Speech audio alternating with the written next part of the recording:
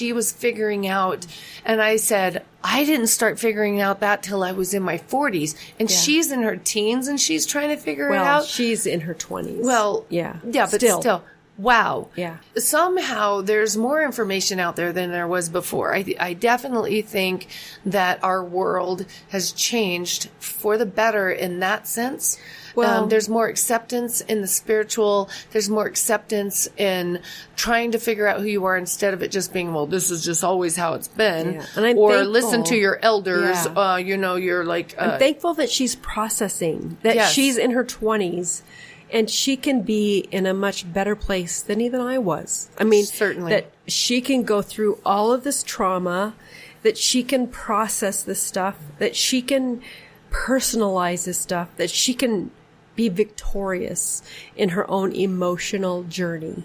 Come out on the other side better as a 23-year-old or 25-year-old or 30-year-old or whatever, a 25-year-old woman, and she can influence the people that are around her. Yeah, that's she cool. can influence her friends. She's telling her friends about having an attitude of gratitude and how it's changing their life, and she is encouraged because when she's able to influence others, it influences her. Well, seriously, in anything in life, when somebody figures something out that makes their life easier or whatever their experience is, it's our job to share that.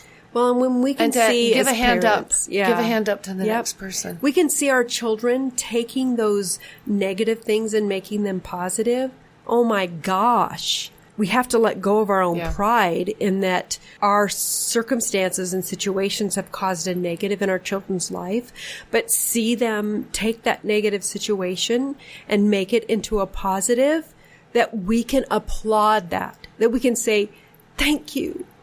I'm so proud of you. I'm so grateful that I'm not going to take it personal because I did the best that I could. I'm not going to take it personal that you struggled with this, but that you are taking this thing and you're making it a positive in your life. Well, so ultimately, we have to back off enough to let our children have their experiences that mold them, and be there if they need our help or ask for it. Yeah. Because I don't know about you, but I didn't wake up in the morning saying, how can I screw up my kids today? Right? No, I just did the best. But here's the thing. Same with my parents. And I could look back and think of a lot of things that's like, damn, if they only would have done this or only done that. And I could think that for myself. But the truth is, I still had to go through my processes and stop trying to, they fall down. Don't pick them up. And justifying our own actions. Yes. We justify the choices that we make. Because the only reason that we want to go over and fix everything is because we feel like we screwed up and we need to fix it. So we're not uncomfortable.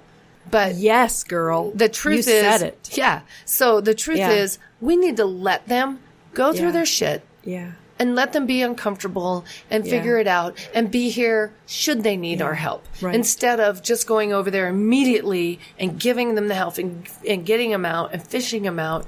Well, despite the fact that our own issues cause some of their issues. Heck yeah. That's tough because that's where it's our generational. Issues have caused their issues, and we want to justify or whatever the things that we did when they still have to deal. They still have to deal with whatever happened to them. Regardless. Like we did. Yes, like we had to deal. Even if our parents did the best they could, I believe my parents did the best they could with what they knew. I did the best I could with what I knew and what I had. I need to allow my kids the space to process that and to go beyond it. Well, and if we don't, what happens? We're not perfect. If we don't, what happens is they continue to carry that on generation after generation. Yeah. Because ultimately, we are carrying burdens from generations that don't even belong to us. Yeah, sure. And it's because it's what we know and it's what we were taught. And even if we say, I'm not going to do that, at some point we have to come to the realization that we have to fix this in ourselves, but we can't fix it for somebody else. Right. And so as soon as your own children can fix those issues of themselves, they can break those bonds and not pass them on to the next generation. Right. They're going to pass something else on. Yeah. But right. But we can take the time, even in that, to fix ourselves. Absolutely. To feel like we need to look at ourselves and fix ourselves. And that kind of leads me to what we were talking about before. We were having a conversation before we ever started about looking in the mirror and telling ourselves things.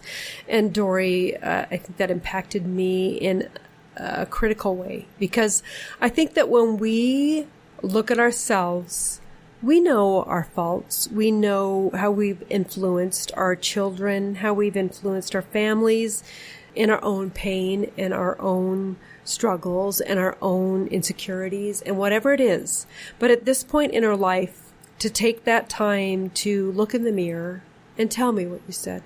So this came out of you wanting to ask our kids, so what have you learned in the last year? And I think this is something that we're going to try to start doing on our podcast. Is we're both all about making change and changing for better and growing, right? We're all just kind of growing, regardless of what age you are. Yeah. You asked me how I've grown in the past week. And this thing that I've been doing the past week is not something that I just learned. It's something that I finally have implemented. Right. And I need to implement in my own life. I think so too. And I had actually heard about this a long time ago. I don't know if it was like something I was listening, probably Louise Hay or, maybe it was Joseph Campbell or, somebody, I listened to a lot of like different self-help stuff or whatever. But I remember sitting with my little 90-year-old lady, bring her up again, my guru. She was probably in her early 80s at the time. And I remember her telling me that she always looks in the mirror in the mornings and says, "Hello, doll. How are you doing? You're beautiful today." I love that. And she just talks to herself, right? Yeah. And she even talks to herself like she does. Every morning she gets up and she gets her coffee and she goes sits out in her chair and she has her front room that's all like totally 70s vibe. It's super cool. And she says she does her meds. And I'm like, "Your meds?" And she goes, "Well, some people call it meditation." She goes, "I just sit there and talk to my angels. So I call it my meds." She goes, "Because I don't really know how to do meditation, but I just sit and I talk out loud and I see Archangel Michael over here and I see this person and that person. And it's not all just angels. Some of it's some Eastern people. I'm sorry. I don't remember all the names that she says, and she said them to me many times, but she talks out loud and she talks to herself in the mirror. And so I remember trying to do that at one time and talking in the mirror. But it was kind of about like the distance that I'd be like brushing my hair and getting ready, right? Yeah, right. I could never quite get used to it. And I tried it for a little while and then I just like, for whatever reason, it went by the wayside. Just recently, I had also met another young man who was talking about one of the things that he tells his clients that they should do is they should get in the mirror, but it should be about a foot away. Not That's more close. than... Yeah. But at least a foot away. So I'm serious, like you are right up against it. And I have found actually it's even better in a full length mirror where your whole body is like right up against the mirror. And so I started doing this. Actually, now it's been about 2 weeks. So about a week and a half to 2 weeks. And I'd get straight up in the mirror, face to face and literally 6 to 12 inches away. And I look in my own eyes. And it's not the person that I see when I'm 3 feet away from the mirror. When I'm looking in my eyes, I see something different. At a foot away. Yeah. The whole demeanor becomes more of a spiritual connection. I want to say that I can see into my soul. The eyes are the gateway to the soul. It's not the person that I see in the mirror 3 feet away. I see me. And then I just speak to myself. And I start out telling myself I love me. And I don't say, I love me. I say, Dory, I love you.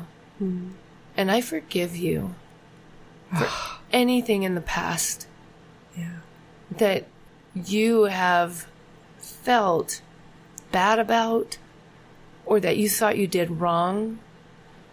And I just talk to myself in the most loving, kind way that I would if I were talking to a 5-year-old. That's just someone else. We are so much more capable of saying these beautiful things to someone else and to ourselves. Absolutely. It chokes me up, honestly, to hear that. And the big thing that I have to tell myself right now is that I look in my eyes and I say, Dory, I'm there for you.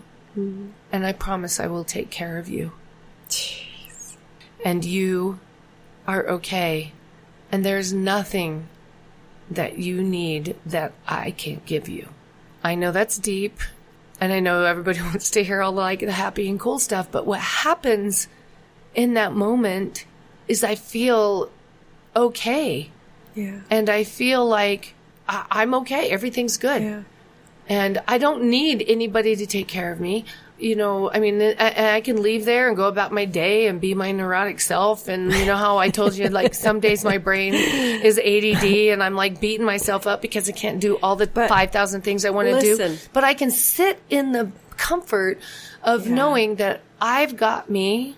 Yeah. And that whatever that connection is, when I look in my eyes, it's a deep spiritual connection and it goes beyond me and it goes into my spirit and into my core. My body has nothing to do with it. Well, and I think us as women, we're so used to taking care of everybody else. We're used to taking care of our kids. We used to take care of our husband. We used to take care of our coworkers, our friends, that it seems selfish to want to take care of ourselves. And we need to come to a place where we look ourselves in the mirror and say, I got you. I know that I need to do that. I mean, I'm sorry, but so many of us are going through so much crap that we need to be able to say to ourselves, because ultimately we're responsible for us. We cannot make choices for other people. No. We can't force other people, our children, our husbands, we can't fix them. We can't change friends, them. Whoever. We're only responsible for us. So we look at ourselves in the mirror and we give ourselves affirmation. We give ourselves our love, and let me tell you, it will take away your fear. And we need it because we look to other people to give us that. They can't.